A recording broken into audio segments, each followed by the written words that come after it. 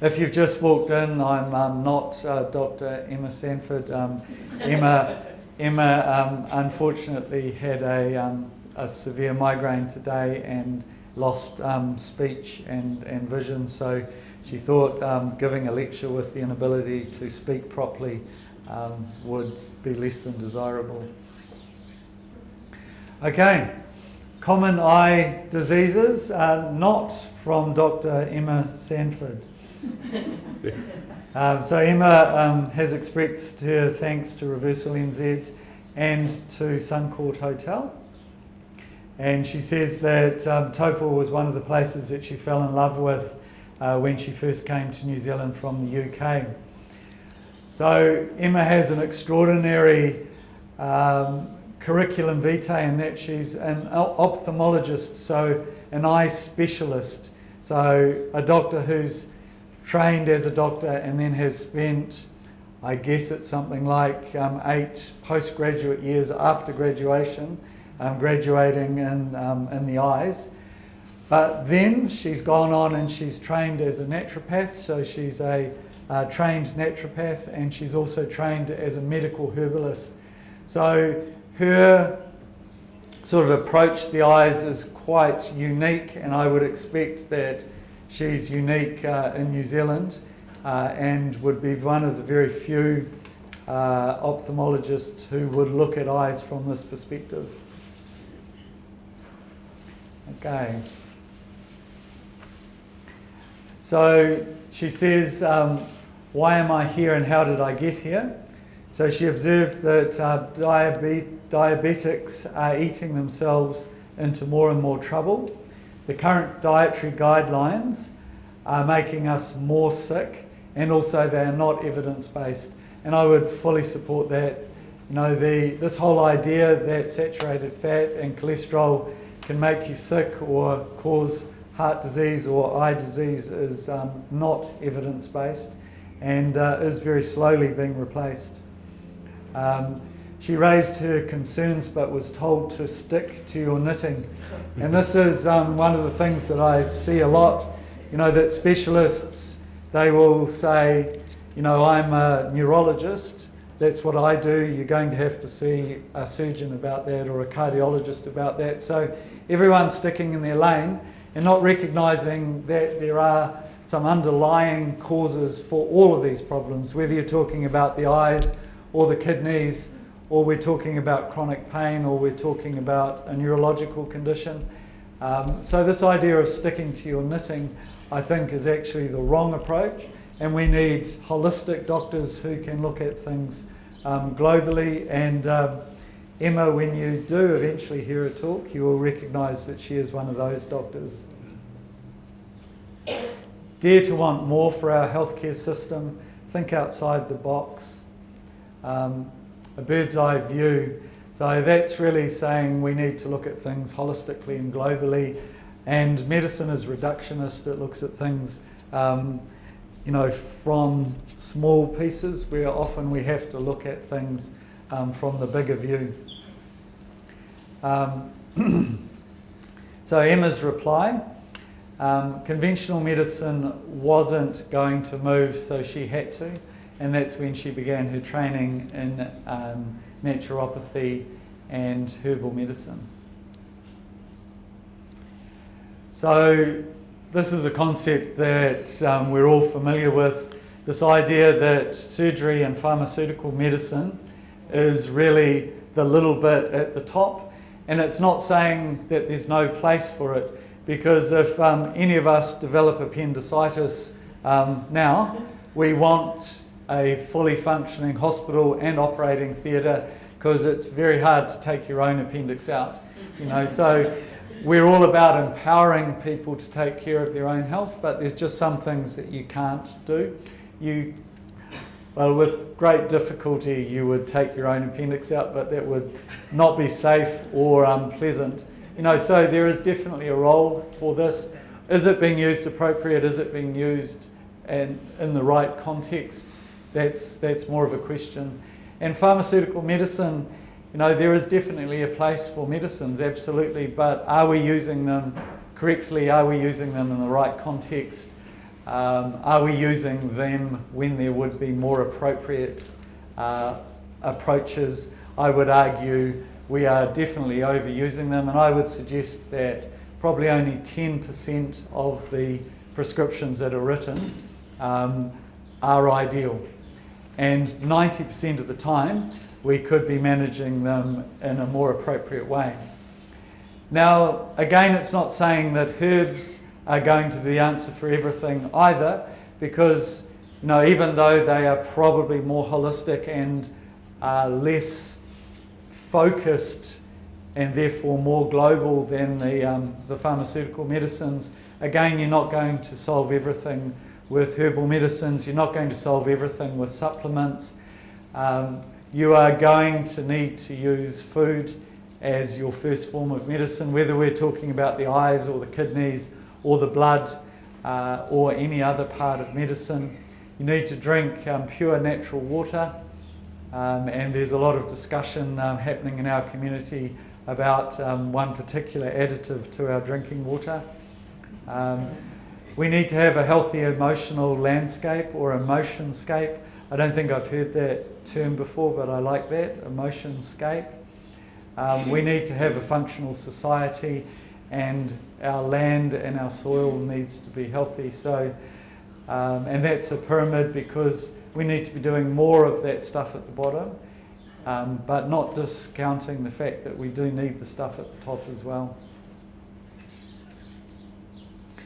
Okay, so the diseases that we are collectively going to learn about is diabetic eye disease, age-related macular degeneration, vascular retinal disease, cataracts, glaucoma, short-sightedness, which is myopia, dry eye, the effects of artificial light, and the effects of technology on kids. You'll be as excited as I am. Okay, that's a picture of the eye. So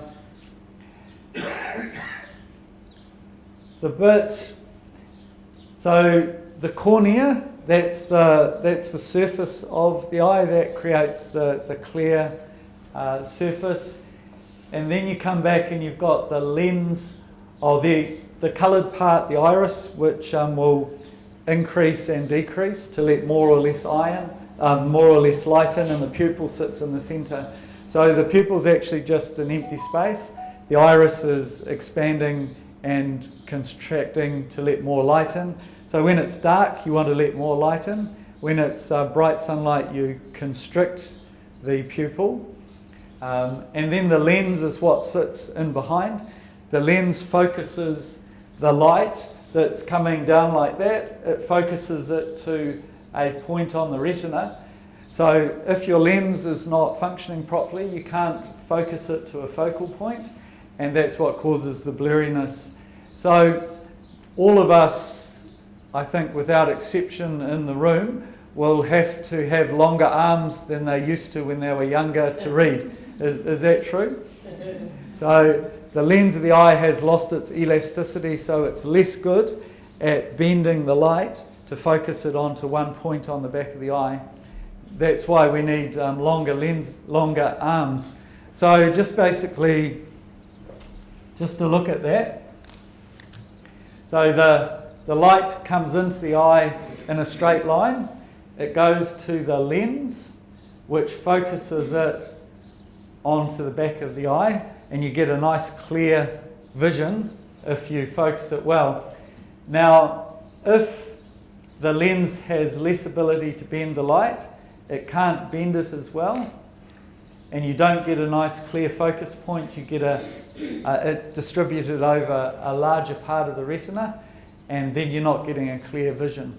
So the reason that you have longer arms and move the book away from you is that it can't focus it tightly, but it can focus it less tightly. So if you hold it further away from you, you don't have to bend the light quite as strongly. So I guess we would draw that more like that. If it's close by, you have to bend it more than if it's far away. So that's why, and what the reading glasses do is that puts something in here which bends it a little bit, bends it a bit so that the lens doesn't have to work as hard to bend it. Does that kind of, that's a horrible drawing, isn't it? But does that kind of make sense? That's what the reading glasses are doing. They're just magnification, which is bending the light here because your lens can no longer do what it's supposed to do. So that's reading glasses, so that's the lens. But if that lens becomes opaque, that's a cataract. And obviously looking through an opaque lens, you're not going to see as well. All this stuff here, the vitreous, is kind of like a gel. And then on the back here, you've got the retina, where we've got the cells that take in the light, and they create, now it's not true to say they create the image because the image is created in the occipital lobe at the back of the head, but they take in the information and send it down the optic nerve to the back of the brain at the back of the head, and that's where the image is formed. So that's kind of how you see. Excuse me, Glen, do you know? Oh, please don't ask me any questions. That diagram there, when you say the circle up there when you wear glasses, does that mean that from when you start wearing glasses that your eyes don't have to work as hard and they get weaker and weaker? I think it does. Yeah. I can't say that from evidence-based, but yes, I think it does. And I think that's why it's important not to go straight to, like a 2+, that you start with the ones, and I think you only go to the next stage up when you really have to. Because, I think it would make the lens a bit lazy, wouldn't it? Yeah, well that's my thinking, Okay, so that's, oh dear. That's basically the eye. So let's start looking at eye diseases. And the big point here is that inflammation underlies every single eye condition that we're going to talk about. So inflammation is key. Complications in the eye. So we are talking, diabetic eyes. So we're talking about the topic of diabetic eyes. So there's many forms of diabetic eye disease. You can get an early and rapid progression of a cataract. So diabetes can cause cataracts. It increases the risk of glaucoma. It creates the need for more eye surgery. And of course there's the standard diabetic eye disease, which we'll talk about. Now, so that there is what it looks like when you use an instrument called an ophthalmoscope to look through the pupil at the back of the eye. So that's what the doctor does with the, I don't know if you've seen the doctor take, the ear bit that's usually on the little silver tube, and the doctor takes the ear bit off and they put the other bit on. What they're doing is using the ophthalmoscope to look into the back of the eye. And that's what you see in a healthy eye. This is this bit here that looks like the moon. That's the optic nerve. So that's where the information is being taken from the retina to the back of the brain. These large vessels here are veins, and the thinner ones are arteries. So like any other organ of the body, you need an artery to supply oxygenated blood to the cells, and then you have veins that take the blood back out of the eye, and then you have an exchange of nutrients in the small capillaries that are in there, and that is just a beautiful, perfect looking eye. That is not the way that most people with diabetes eyes look. So you've got vein, artery, the optic nerve, and you have a part in the centre here which is called the fovea, where it's the best place to concentrate the light because you have the highest concentration of visual cells. Okay, that's a healthy eye. Now we've got diabetic macular edema. So there's two things here. Now, because it's kind of 2D, you can't see it as well, but in the centre here there's inflammation, so it's edematous. So you know how you might get edema in your ankles after a long flight? You get that same sort of swelling in there, so it pushes the retina out. It stops the cells from being, they're kind of mushy, and the light's not going to focus as well on that area because there's edema. So, and that edema can come and go during the day because it's related to blood glucose and inflammation. So one of the reasons why people with diabetes can have fluctuating vision throughout the day is that edema. And these are called hard exudates. So this person's really in trouble. So that's inflammation that's pushed out, and then it sort of stays there, and then it calcifies, or it becomes kind of gelatinous. And you can imagine that that's going to make it pretty difficult for you to see. So that's the edema that happens. So macular edema with sort of soft swelling, and that's the hard edema where protein gets pushed out. Okay, so next one, ischemic diabetic maculopathy. So if you have a look here, there's basically bruising because the blood vessels have ruptured, and you've got all these little bruises here, or hemorrhages, and each one of those is going to reduce the ability of those cells to pick up light and create an image. So if you have diabetes and you've had these eye checks, you might get a report that says 1, 2, 3 or 5 hemorrhages. This person's got many hemorrhages. This person's really in trouble. And this is what it looks like. This is called fluoroscopy.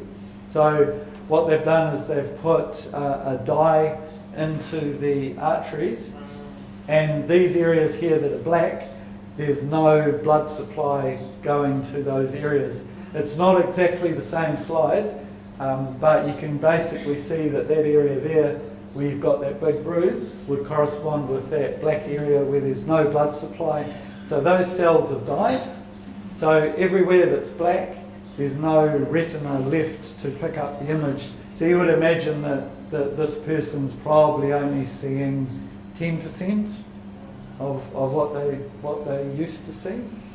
And that's just because the diabetes has caused the blood vessel to narrow, the blood supply is not getting through, and the same scenario as a diabetic losing their toe because there's no blood supply into it. They've lost parts of the retina because there's no blood supply to it. So that's diabetic ischemic maculopathy. So that's not good, and that's not good. None of those things are desirable. Excuse me, Glen. Please. How much of that? I mean, I know when the cell's died, it's died, so that's not. But if you reverse your diabetes or you start eating healthier, how much of that can you regain?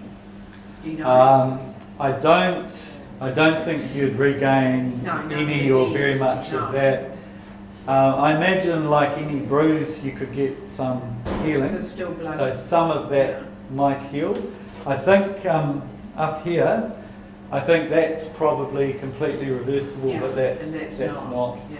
If the arteries in the eye are really fine, once the blood stops flowing, they disintegrate within about 2 to 5 minutes. Yeah.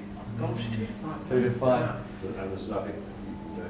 Yeah. I think this is protein, and that's kind of leaked out, and then it looks like it's calcified, doesn't it? Wow. When you hear the real version of this talk, ask that question. So the next two are non-proliferative diabetic nephropathy and proliferative. Let's start here. So that's the best. So see all of these new vessels? That's because there's not enough blood going to that area. so the body forms new blood vessels to try and get the blood there. But as Derek just said, if it's died within 3 to 5 minutes, you can form as many new blood vessels as you like. You're probably not going to bring it back to life. And then these new blood vessels themselves become a problem because it distorts the image, you know. So that's a problem. You can see these little dot hemorrhages here as well. But that's new vessel formation, and you can see a lot of new vessel formation here and up here. So proliferative, meaning the proliferation of new blood vessels. And interestingly, we see this in cancer too. We see angiogenesis, the formation of new blood vessels. So we're seeing an analogous process here. So the body's trying to correct the damage that's occurred by forming new blood vessels, but it's basically too late. And this one, non-proliferative diabetic retinopathy. Again, you may have had a report like this after having your retinal screening if you've got diabetes. And these are older hemorrhages. And in here you can see a whole lot of new hemorrhages. So inflammation of the blood vessels caused by the diabetes. None of that is good. And this is the same process that's happening in the kidney. So with diabetes, we're always concerned about the loss of kidney function. Exactly the same processes, but the eye is beautiful because you can look in the back of the eye and see it. It's the only place where you can actually look and see the blood vessels. So you can actually see what's happening to the blood vessels. And if you dilate the pupil and look into it with the ophthalmoscope, you can actually see exactly like these pictures. Perhaps not quite the same quality, but we can look in the back of the eye and see this, but you can't look at the kidney. So when we see this in the back of the eye, we know this is happening in the kidney and in the heart. All right, now that one there is, it's a whole lot of overlaid images. So there are a whole lot of circles overlaid on each other. That's not what it looks like, because that just looks like a big tumour or something. Yeah. It's images like that that have been overlaid on each other, and you can see all these new blood vessels forming here, but they're not just forming on the retina, the back of the eye, they're also forming in the vitreous, the big bit in the centre that's made of gel. So you're now getting blood vessels growing through that clear gel stuff in the middle. If you think of a fish eye, I'm sure you've all been dead to do this at some stage when you've bitten into a fish eye. You know, you get all the goo in the centre.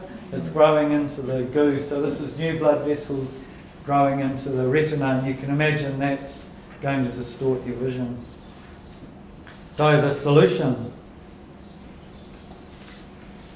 manage the blood glucose, because the high blood glucose causes inflammation. Manage blood pressure, because the high blood pressure is more likely to cause those tiny, delicate blood vessels to rupture. Controlling these reduces the risks of complication. By controlling these, 50% reduction in the progression of sight-threatening retinal complications. So a very, very strong argument for looking after the blood glucose and the blood pressure. And as you all know, a low carbohydrate or ketogenic diet will both lower blood glucose and lower blood pressure. All right, we've made it through one. Well done. Age-related macular degeneration. Anyone have age-related macular degeneration? 1, 2, yeah. Okay, what happens in the retina? Sugar from the blood attaches to proteins and fats in the tissue and causes ages, and so advanced glycation end products and advanced lipid end products. So this is our old friend which you've seen before. So HbA1c A1C is an aged glycation end product. So it's the amount of glucose that's stuck to the red blood cell is hemoglobin A1C. So macular degeneration is the sugar sticking to the proteins in the macula, which is that area on the retina where you get that clearest focus. So sugar attaches to those proteins, and it can attach to either the glycoproteins or to the lipids in the macula. And it causes oxidative stress, and so that causes inflammation. So it causes low-grade chronic inflammation. Distress signals grow abnormal blood vessels, which leak and bleed, and you get central loss of vision. So we've got all the same themes. We've got sugar sticking to glycoproteins and lipids in the macula. You've got oxidative stress, which comes down to our mitochondrial dysfunction that we've spoken about before. You get low-grade inflammation, and then you get the body trying to correct the inflammation by forming new blood vessels. Those new blood vessels leak proteins, and you get a central loss of vision. So let's just go back. The macula is this part here, where it's easiest to focus the light. So that's where you get your best vision at the macula. So when you get degeneration of that area, that's when you get most problem with your vision. If you had, if it was out here on the periphery, you'd have less impact on your vision. It's the central vision that we need to protect the most. Where are we up to? Hold that thought. Macular degeneration. Central vision is lost. So that's the biggest concern with macular degeneration, is you lose central vision. So you could be looking at someone, you could see their hair and their arms and their neck, but not be able to see their face, which is the exact opposite of what you want. And there's two types. There's dry and wet.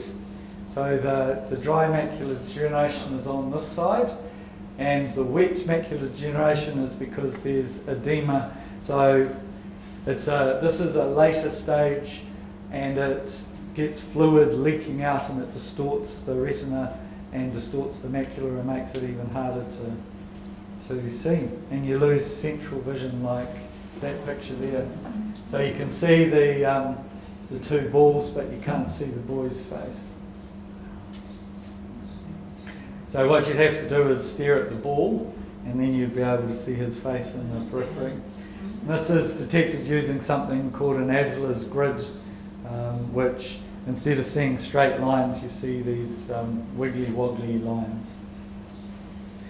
Risk factors for age-related macular degeneration: smoking, because it causes inflammation; lack of dietary antioxidants, because it causes inflammation; a high carbohydrate diet, because it causes inflammation; low omega-3 intake, so low intake of fish oil, because this omega-3 to omega-6 ratio causes inflammation. Can you see the ongoing theme here? Trans fats, which are in, there's not as many as there were in the food chain, but they were very high in margarines in the early days. And then some genetics. So if we want to avoid age-related macular degeneration, we've got to avoid high carbohydrate diets, we've got to use healthy fats, and we've got to make sure that our omega-3 to omega-6 ratios are good. Because once you have these things, they're very hard to fix. So it's all about preventing them. An historical perspective of age-related macular degeneration and diet. The ophthalmoscope was invented in 1851, so it's been around for a while. 23 years later, the first case of age-related macular degeneration was described. It remained a rarity until the 1930s. and then we've had an epidemic of this condition since 1975. Anybody see a correlation with the time? So remember, the food pyramid was first invented in 1977 and became the main advice in 1980. So you can see a strong correlation between the deterioration in the diet and age-related macular degeneration. So from the 1880s, so the 1880s, that was the Industrial Revolution and the ability to turn grains into flour. So that was the ability to take the husk off the flour and turn it into flour to make pastries and desserts and beautiful French pastries and desserts. So that was around 1860. So that was when we first saw the change in the food, and then it dramatically got worse in 1980. So with that we saw, so we didn't see an increase in the consumption of saturated fats. That's actually remained quite static. But what we did see was a dramatic increase in sugar and carbohydrates.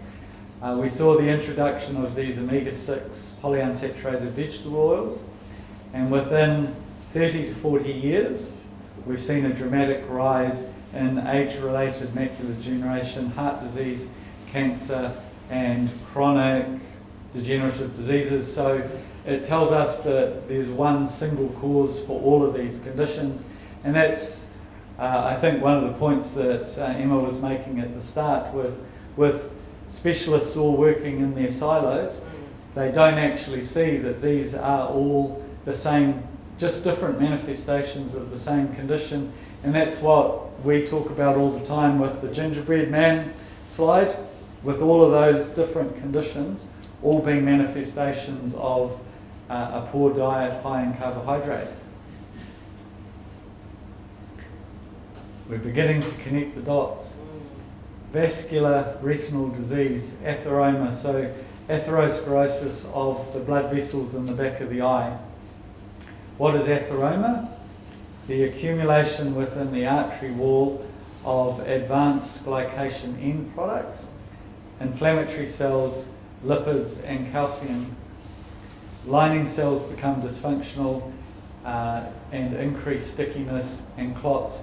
So whether we're talking about the back of the eye, whether we're talking about within the heart, or whether we're talking about within the brain, this is the same process. It's just in the back of the eye we can see it happening. So we can see the narrowing. It's harder to see the narrowing in the coronary arteries because you need an angiogram, or in the brain. But the process that causes heart attacks and strokes is also the problem that causes these vascular disorders in the back of the eye. And diabetes will make every one of them worse. So the main cause of heart disease is diabetes, the main cause of stroke is diabetes, and the main cause of these problems in the back of the eyes is diabetes. So if we can fix the diabetes, we can prevent heart attacks and strokes and these eye problems as well. Excuse me, Jen, another question. Oh dear, you're scaring me. Does all this, you know, you're talking about the strokes and the heart disease and and the eye degenerate, does it all happen at once, or is it because the eye is like quite small, it I think sooner? I think it all happens at once. Yeah. But it's not constant because the eyes are smaller. No, I think it happens everywhere all at the same time. So the causes of atherosclerosis, or narrowing of the arteries, high blood pressure, but the main cause of high blood pressure is insulin resistance from eating a high carbohydrate diet. So it's all the same condition. Atherosclerosis is from over-consuming carbohydrates, strokes, over-consuming carbohydrates, diabetes definitely, age-related macular degeneration, central and branch vein occlusions, and central retinal artery occlusion, all the same issues. So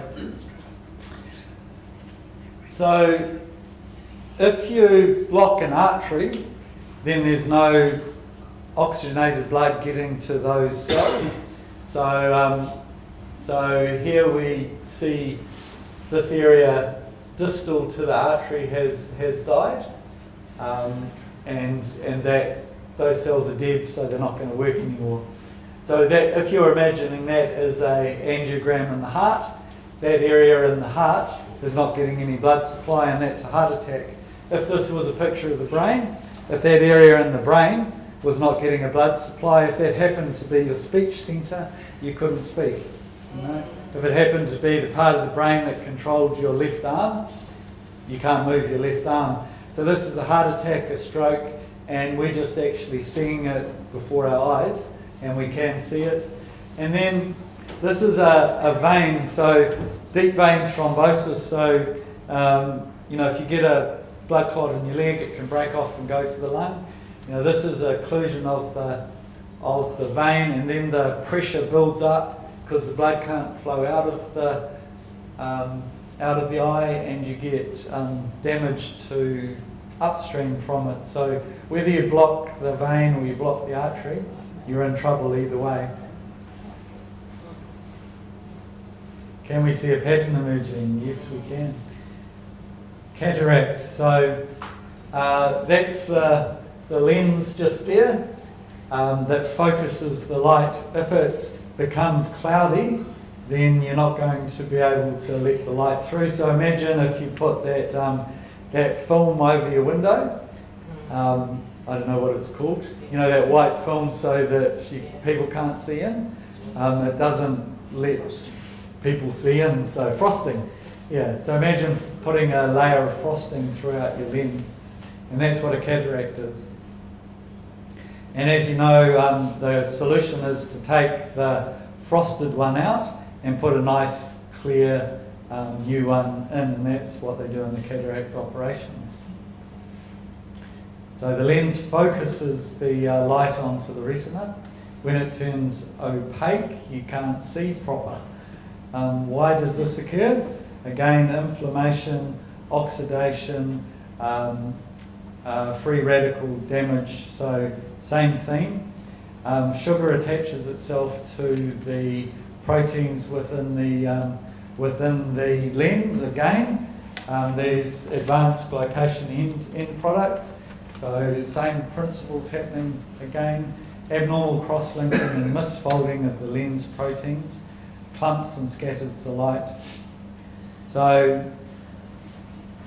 that should be nice and clear, but that's an opaque lens there with frosting in it, and that's trying to look through it. That should be completely clear, like looking through glass, and you're not going to be able to see very well through that, so that's a cataract. And those are up there at A, that's a completely clear lens, and there's a full cataract. I guess those are all examples of full cataract. So you're not going to be able to see very well through any of that. Risk factors. Who gets cataracts? People with diabetes or elevated blood sugar. People with high blood pressure. I suspect that's due to the insulin resistance causing the high blood pressure, not necessarily the high blood pressure itself. Steroid use, but as you know, steroids also cause diabetes. Ultraviolet light exposure. So this is a difficult one because too much intense ultraviolet light can cause damage to the lens, but wearing sunglasses can also cause damage because you're not getting the right amount of vitamin D and you're not releasing melatonin at the right time. So the balance point between getting the balance right, I think, is important with ultraviolet light. That would apply to the sun as well. You know, if you go and lie in the sun for 2 hours at midday in the middle of summer, that's too much. But if you never get any sunlight, you're going to become vitamin D deficiency. So getting the balance right. Smoking, because it causes oxidative stress. Genetics, radiation, chemotherapy, and poor nutrition. What's this here? Captain Rehab, a family that plays together stays together. A family that plays together stays together. carbohydrate-rich, nutrition-poor diet. So having too many carbs is going to cause cataracts, diabetes, atherosclerosis, which is the same process, age-related macular degeneration. They all contribute to cataracts. Glaucoma.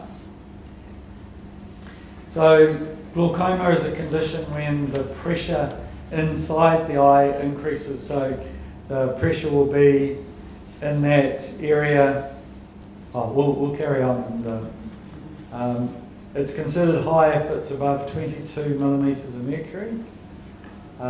There's extra pressure causes damage to the nerves as they exit via the optic nerve. Mechanics of the optic nerve head is affected and the blood flow is affected.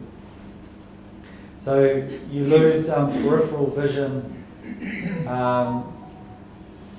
with glaucoma. So you know how with the age-related macular degeneration you lost central vision?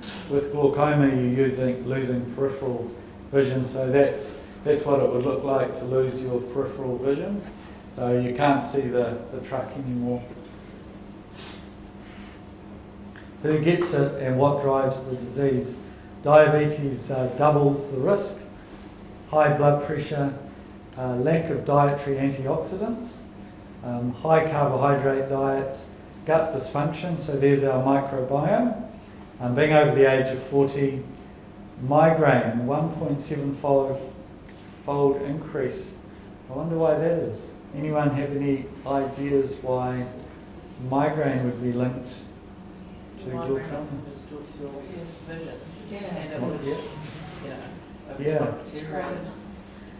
Yeah, it's interesting.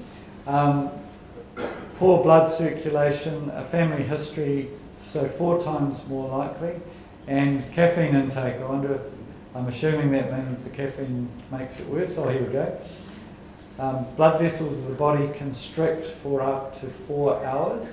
That increases the blood pressure, reduces the blood flow into the eye, reduces blood flow into the brain by 15%, and raises the pressure in the eye.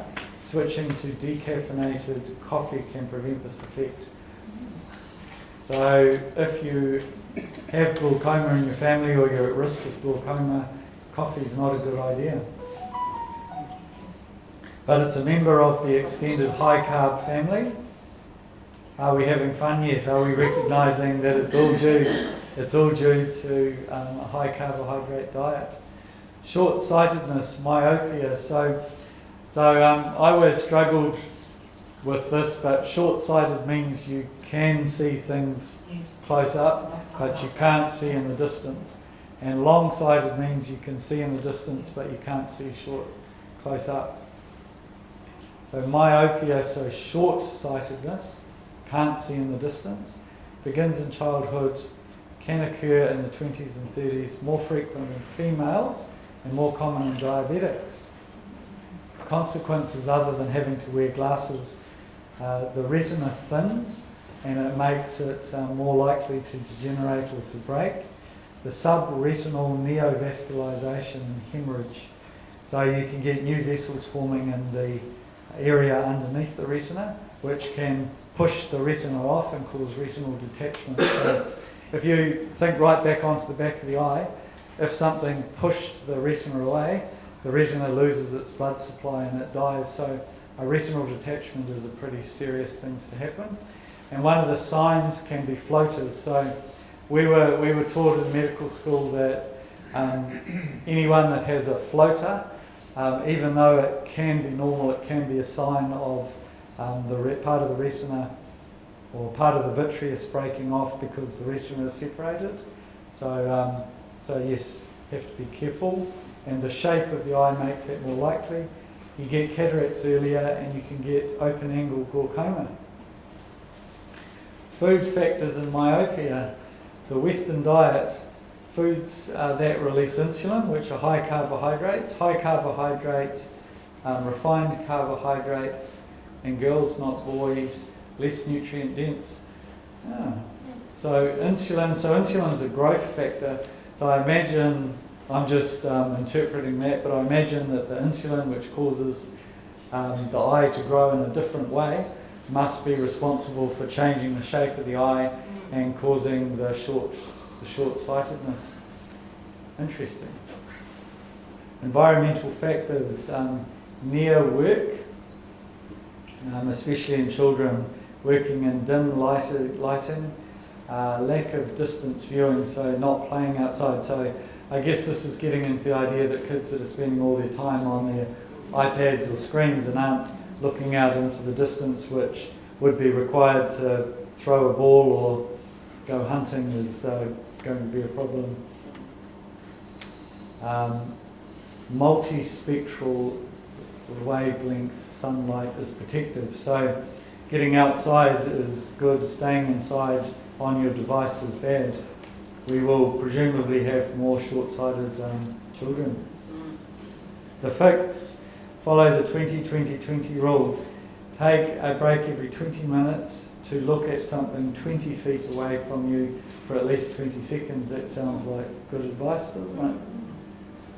So even if you're highly focused on the project that you're doing on your computer, every 20 minutes stand up, look outside for at least 20 seconds, and just the act of standing up is effective in, so you don't actually have to exercise, just the act of standing up and sitting back down again changes things physiologically in the body.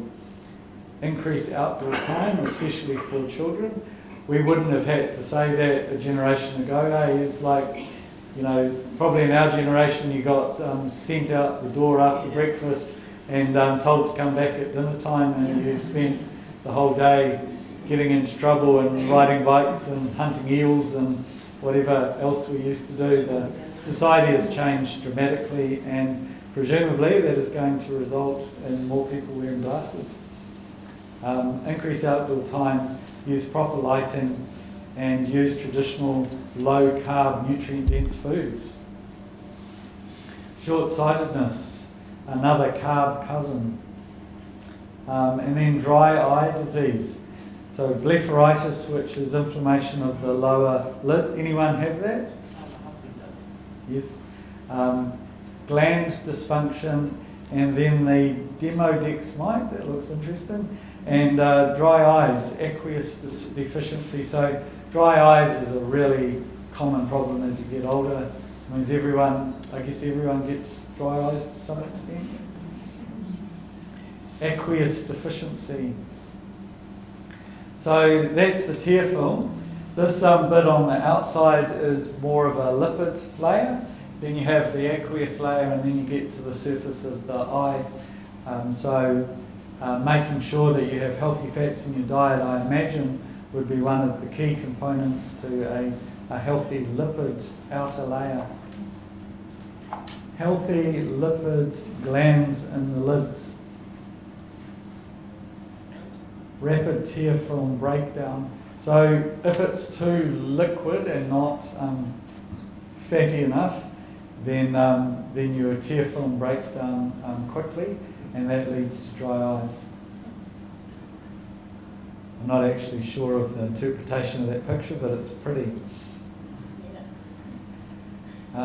Blepharitis, so that's where you get crustiness forming on mainly the lower lid, and then it scrapes across the eye and irritates the eye. Blepharitis, what has gone wrong? Bacterial over-colonization, overproduction of bad bacteria. Starts to sound like the microbiome, doesn't it? Isn't it interesting how all of these things start to sound like the same condition? Link intestinal and ocular microbes. So we talk about the microbiome of the mouth, and the microbiome in the gut. Now we have the ocular microbiome, so it's sounding like you need healthy bacteria in your tear film to protect your eyes, just like you do in the gut. Chronic low-grade inflammation, altered meibomian glands. So the meibomian glands produce lipids, and I guess if you're not putting the right fats into your diet, you're going to get abnormalities in your lipid production. and lipid breakdown, which causes irritation.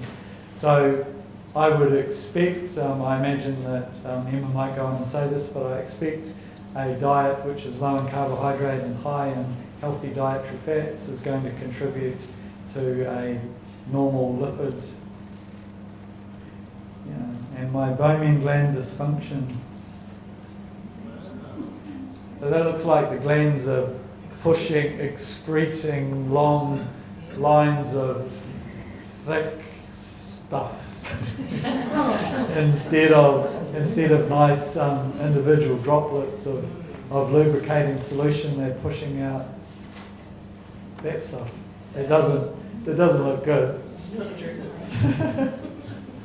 What's happening in meibomian gland dysfunction? Thickened oils in the lid glands, the wrong oil. Glands block and become inflamed. So it sounds a bit like acne, doesn't it? Yeah. Glands become scarred and consequently too little oil. So the glands are becoming scarred and therefore they can't produce the oil. Contact lens wear. So what causes it? Wearing a contact lens. Menopausal woman. Menopausal woman, and also women who are low in testosterone after the menopause. So the main hormones that are thought about in female hormone replacement therapy is estrogen and progesterone, but the testosterone is the third component, and adding the testosterone to female HRT causes big improvements in general well-being. And then for men, the menopause, low testosterone levels contribute to that. Insulin resistance and hyperinsulinemia, high blood pressure, polycystic ovary syndrome, which is type 4 diabetes, psoriasis, which is an autoimmune condition of the skin, and some medications which change the lipids, antidepressants, antihistamines, and antihormones.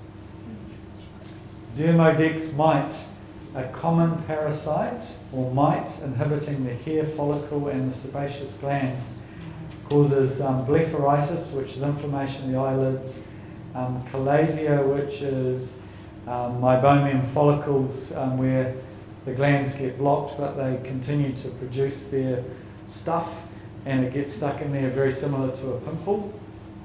Rosacea, which is a rash across the nose and the face, and other dermatological conditions. Promotes lid margin damage and inflammation. Oh, and there it is. Ooh. Oh, it's great. I expect that's significantly magnified, because if it's not, you wouldn't be able to see it all. That's not a leech, that's a highly magnified Demodex, which lives in those glands and around the hair follicle of the eyelashes. Who gets them? It's part of meibomian gland dysfunction. They're ubiquitous. Everyone has them over the age of 70 due to falling immune function and contact lens wearers. Dry eyes, lack of liquid tears. Who gets aqueous dry eye disease? Increase with age, women more than men. Polycystic ovary syndrome, because both testosterone and insulin resistance causes it. More common in people of Asian descent. It can occur due to the additives in eye drops. Many eye surgeries, including lid surgeries, Botox can cause it. Dry eye disease, all factors, the fix. Ask for preservative-free glaucoma eye drops. That's actually really important. Everyone that uses eye drops routinely that contain preservatives begin to react to the eye drop, and we think the condition's getting worse, but it's often the preservatives in the eye drop. And switching to a preservative-free eye drop almost universally fixes the problem. low carbohydrate diets and healthy fats, that makes sense. Increasing your omega-3 fatty acid intake, so that's fish oils. Encourage good microbiome. That's really fascinating, isn't it? So the microbiome of the eyes. How do you get it there? Immune system and activating and deactivating genes. And don't forget the importance of vitamin D as the main, one of the main epigenetic factors. So vitamin D, one of the main reasons that you turn good genes on and bad genes off. And so sunlight, so the sunshine hormone. Natural remedies. Halo Fresh for dry eyes. So it's a preservative-free eye drop. So these are using liquid tears. Apply castor oil to the lid margins. It's anti-inflammatory, antimicrobial. It adds to the lid lipid layer of the tear film. It's insecticidal, so it kills the dermodex mite. Pain relieving, so castor oil to the lid margin. Castor oil to the lid. Yeah, thins the gland secretions.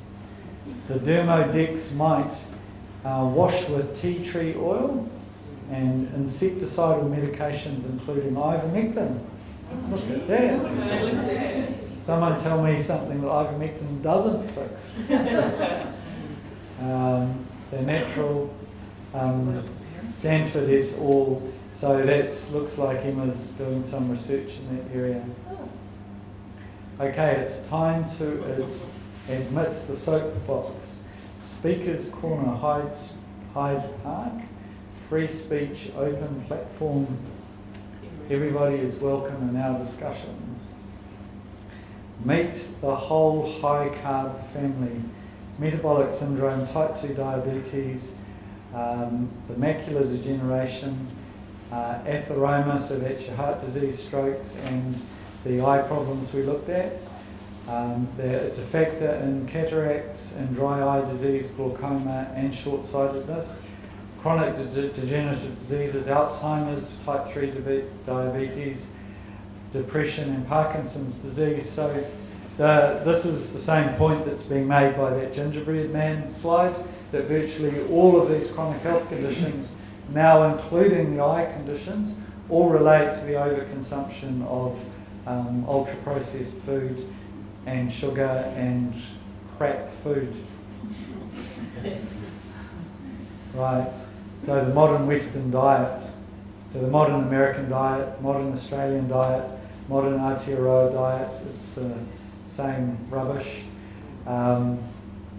This is the food pyramid. It looks like it was, I've never seen that slide before, but first proposed in 1974. And that's the version that was in the 1992 Department of Agriculture. That always gets me that it wasn't the Department of Health, and I don't think there's any coincidence that the Department of Agriculture has recommended 6 to 11 servings of fruit and grains per day. What's wrong? Why facts don't change your mind? Are you ready for a paradigm shift? Origin of current dietary guidelines. Followed post-war starvation. There was lots of food needed. It needed to be shelf stable, and it was high in calories. So, coming out of the Second World War, where there was a lot of starvation, it was probably quite good that people were gaining fat. It got a bit overdone, didn't it? And then we've got the lipid hypothesis, and this whole idea that eating saturated fat or foods that contain cholesterol cause heart disease and strokes, and that has never been proven, ever. And it started back in, I think, 1903 with that experiment from those Russian scientists who fed rabbits on meat, and the rabbits didn't do very well. There was clearly a fundamental flaw in the design of that experiment. And the only conclusion that we could take from that is that rabbits don't generally eat meat. To conclude that it causes atherosclerosis, I think, was the beginning of a whole lot of bad science. Current understanding of coronary heart disease, science and politics. So, okay, so this is the correct understanding, that it's excess carbohydrates, the impact on insulin and glucose causing oxidative stress, poor quality fats causing inflammation, and that complex range of all lipid markers way beyond what we test. What we're looking at currently is oversimplistic, and there's a role of the microbiome. It's a much better understanding of atherosclerosis. It's not the fat's fault, and I think this is referring to the PURE study that we've looked at in our group before. High carbohydrate intake leading to higher total mortality, higher total fat diets, lower total mortality, or higher fat diets, lower total mortality. So eating more fat makes you live longer, lower incidence of stroke. Higher total fats were not associated with cardiovascular disease or heart attacks. Concluding, current global dietary guidelines should be reconsidered. Hear, hear. Introducing the carbohydrate conundrum. They taste good, they're comforting, because they produce tryptophan, which is a precursor of serotonin, which makes you feel good, causes the release of insulin, it deposits fat, and it leads to increased hunger and lower energy expenditure. So yeah, comfort eating, carbohydrate addiction. Carbohydrates are cheap, they have a long shelf life, lots of good reasons to do it apart from the fact they kill you. High carbohydrate diet and hyperinsulinemia and insulin resistance. So that's like the gingerbread man, responsible for cancer, fatty liver, polycystic ovary syndrome, inadequate protein causing muscle mass loss, migraines, osteoarthritis, stroke, dementia, increased body fat and diabetes. What are your thoughts on ghee? Ghee, wonderful. Yep, it's one of the healthy fats. The smoking bread roll. and villainous vegetable oils. So we need to avoid these modern polyunsaturated vegetable oils like canola oil and the other vegetable oils, particularly because they cause oxidation and they negatively impact on your omega-3 to omega-6 ratio. Low carb, high good fat is back. It's the new black.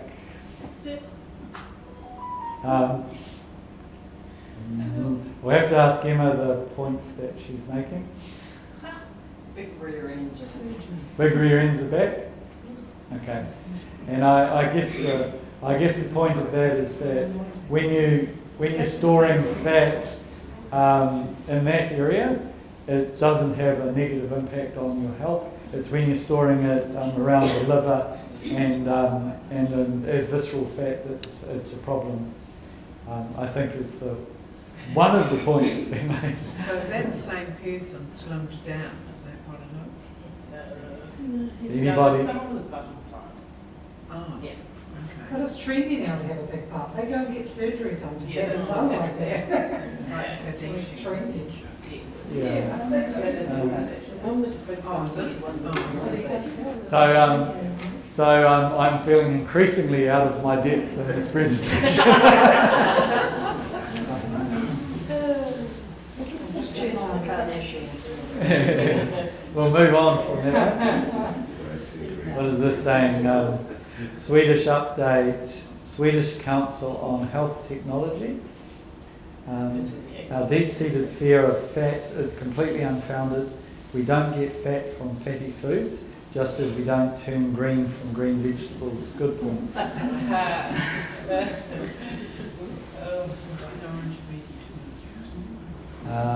Eat your vegetables, particularly your above ground vegetables, with fat, okay? The eyes have it, taurine, B12 and animal produce. So free range wild caught. So eat your high quality proteins and fats. Get some sunshine. Bottle or plate you choose. So that, what's the point there? Bottle or plate? So you can get these nutrients from a supplement, or you can get it from your food. Both are acceptable, I think, is the point being made here. I thought it was meaning a bottle of red wine was just as good as herbs. Personalised prescriptions should be sought. This is not medical advice. I'm not a herbalist, so can't comment on too many of those. The turmeric I'm very familiar with. It's an excellent antioxidant. And the green tea, also a wonderful antioxidant.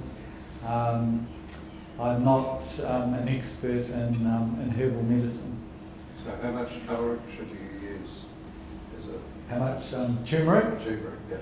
Yeah, so one of the interesting things with turmeric is if you activate it, it's far more effective. So this is Dr. Anna Goodwin's program, is to put your olive oil in your pan, add a teaspoon of turmeric and some black pepper, and then mix it together. That activates both the pepperine and the black pepper and the curcumin within the turmeric, and it's much more bioavailable. It has a strong antioxidant effect if you do that. And really cool if you cook your eggs in it, because they go a funky orange colour. But yeah, just if you're cooking something in coconut oil, start like that. So would half a teaspoon be enough, or too little? Yeah, no, half a teaspoon would be excellent. Yeah. And then green tea, you can get it as capsules, but drinking green tea is also powerful. And I think we forget that these tinctures and teas are actually powerful medicines as well. Yeah. Especially ginger. You didn't say gin, did you? Ginger, yeah, absolutely. Okay, artificial light. So we're going to talk about LED lights, fluorescent light, gas discharge lights, computer screens. The best is still the incandescent filament light bulb. LED lights, lower quality of light than a tungsten filament light bulb. Increased blue light and removal of the infrared. Square wave, very fast flicker. So this is quite a big topic, that we're now using the energy efficient light bulbs, and the LED lights are virtually using no power at all, but they're not producing a full spectrum of light. And the blue light seems to negatively impact on sleep particularly. So whether we spend a little bit more money on power and go back to an old-fashioned light bulb, or whether we use blue blocker glasses when we've got LED lights on. But even better, each dinner outside on the table outside. Yeah.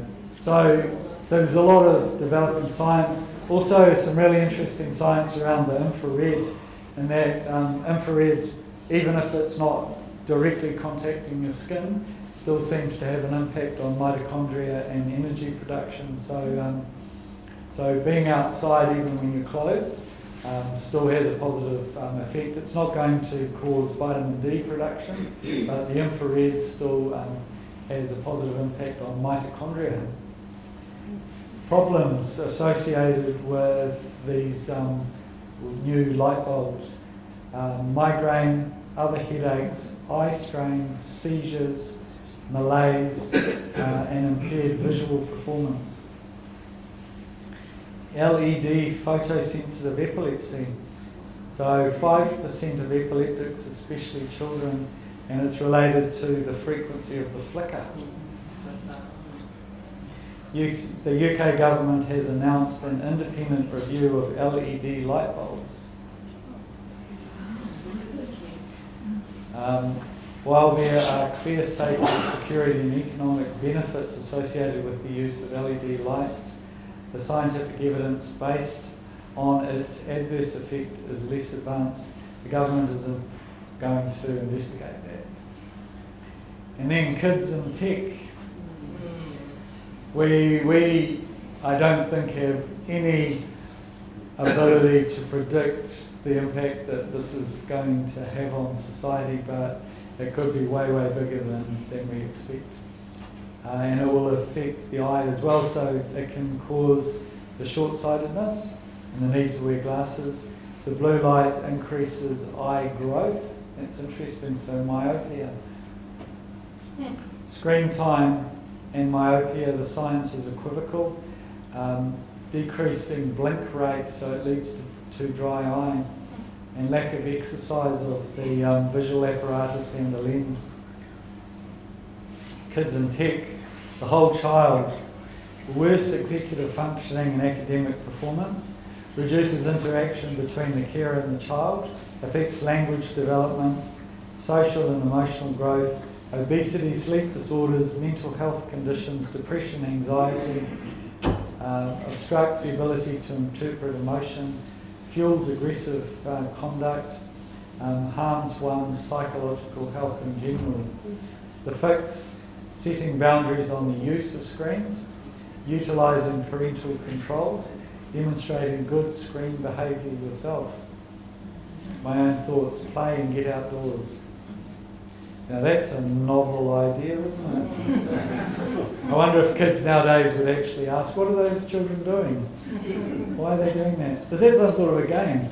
Is that a computer game? How do I kill those kids? How do I shoot them? What kind of senior citizens would we choose to be? So this is the information about ageing and how all of that positively affects ageing. Marjorie's a good example there, isn't she, at 93? And that looks like the last slide. So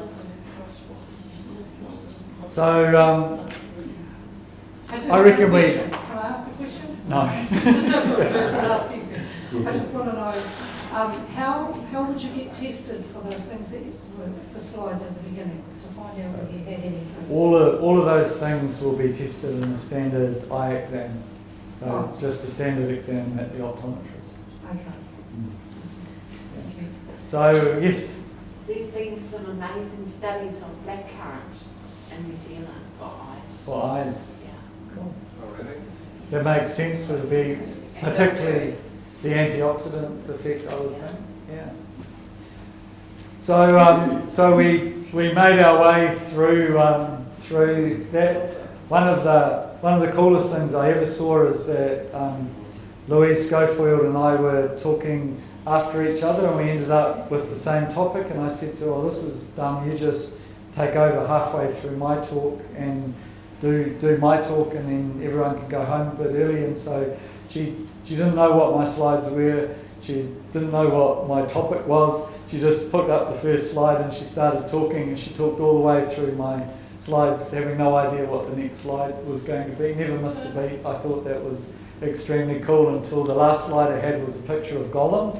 And she sort of stared at it for a long, long time, and then she sat down because she had no idea what point I was making.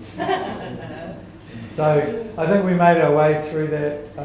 Okay, I think the big points in here is that what we do for reversing our diabetes, for protecting our heart, for living a long time, for staying agile, for not having a stroke is exactly the same things that we do for our eyes. So it's low carbohydrate, moderate protein, high healthy fat, avoiding the vegetable oils.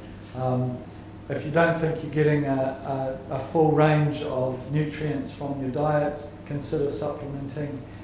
Get exercise, get enough sleep, have good relationships, etc., etc., etc. So the eyes, and we could have done the same talk on teeth. It would be the same information. We could have done it on hearts. We could have done it on obesity. We could have done it on diabetes. It's the same lecture. And that's really what I've taken from this. Everything to do with eye health seems to be exactly the same information that we're talking about all the time. So eyes, teeth, hearts, feet, brains, it's the same information. Yeah. So we could, yeah, okay.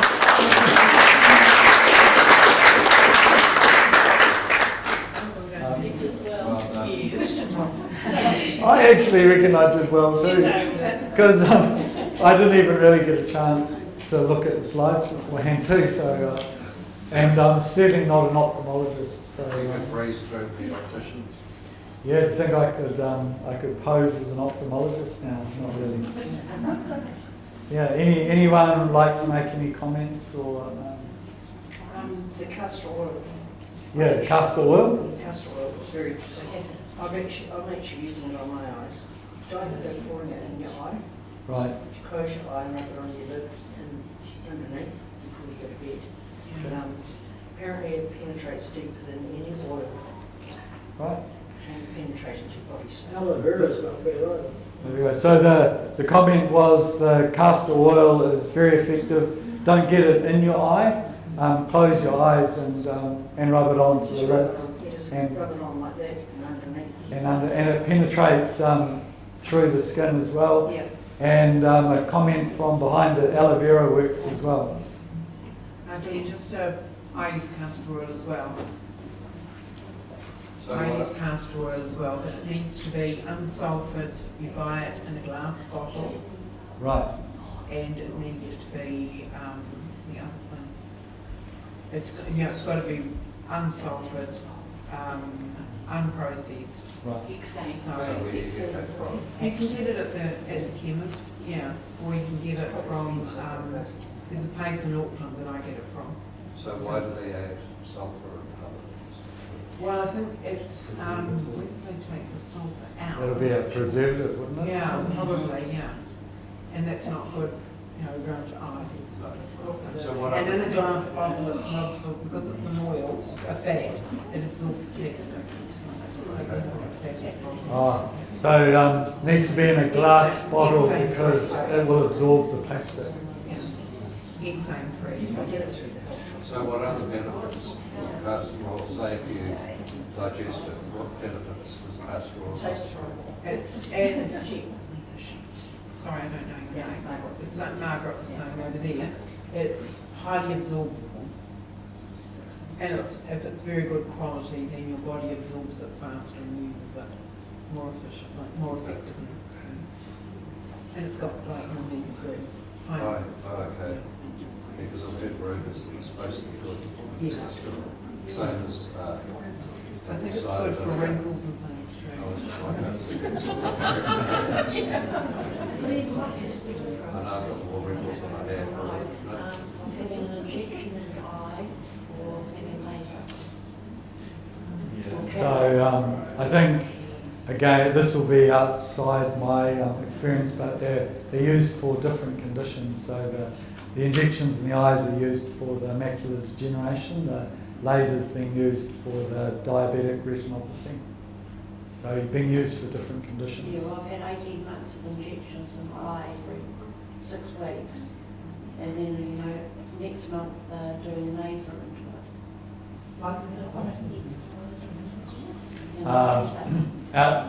Outside my pay grade, not sure. Insulin resistant was mentioned, I'm not sure what that. Insulin resistance. So when you have a high blood glucose, Yes. insulin senses the amount of glucose in the blood, and insulin will go up in response to the high glucose. If you're always putting carbohydrate in and your glucose is always high or often going high, your insulin is always high and often high. That causes hyperinsulinemia. And then after a while, the body, because it's a growth hormone, the body becomes less sensitive to the insulin. it becomes resistant, and that causes insulin resistance. So to get the same effect, you need more insulin. So the insulin goes up even higher. So you get that combination of very high insulin levels, but it not having its effect. And eventually the pancreas can't pump out enough, and that's when you get the diabetes. But the high insulin is the problem because it's a growth factor, so it contributes to obesity, contributes to these eye problems, contributes to cancer generation. So it's the high insulin that's the problem. The ability, it's quite hard to describe insulin resistance, but we do a whole lecture on that. Next Wednesday night. Okay. It's next Wednesday night. Okay. Same place, same time. Could be. Okay. First Wednesday of the month, isn't it? Can you send me the gingerbread? The gingerbread. The gingerbread man's on Facebook pages. Yeah, in the file section. And also it's Reversal NZ, it's in our resource section as well. All right, well, thank you very, very much. I actually think I did all right.